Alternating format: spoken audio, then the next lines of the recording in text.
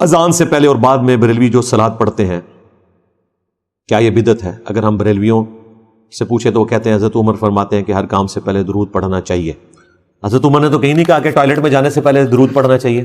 لو سامو، ہر کام سے پہلے ٹوائلٹ جانا بھی ایک نیکی کا کام ہے بھائی، فرض ہے، بلکہ اس کے بغیر تو آپ کی جان نہیں بچے گی۔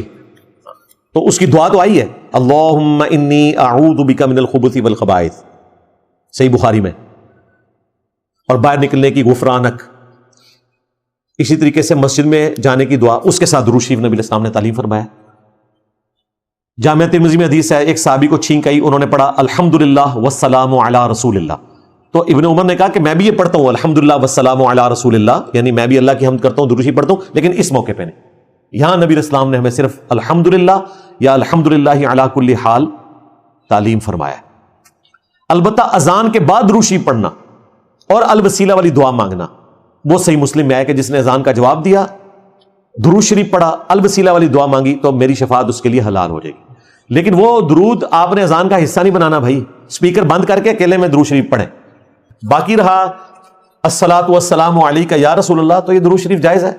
اس کے پیچھے جو عقیدہ بنایا ہوا ہے مشکل کشائی کا، وہ غلط ہے، یہ سیکھا درست ہے، قبر رسول پہ تو سارے پڑھتے ہیں، یہاں سے بھی اگر کوئی پڑھنا چاہتا ہے تو اس کی اصل موجود ہے نماز میں، السلام علیک ایھا النبی، السلام علیک یا نبی اللہ، السلام علیک ایھا النبی، ایک ہی ترجمہ عربی زبان میں، لیکن بخاری مسلم میں الفاظ ہے جب تم پڑھو گے اللہ تمہارا سلام پہنچا دے گا ہر نیک بندے تک، کیونکہ اس میں آیا نا السلام علینا وعلی عباد اللہ الصالحین۔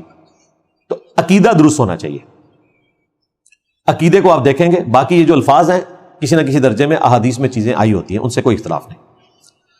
ہمارے چینل آیت و حدیث کو سبسکرائب کیجئے تاکہ ہدایت کا ہر پیغام آپ تک پہنچے اور آپ خیر کے اس سفر کا حصہ بن جائیں۔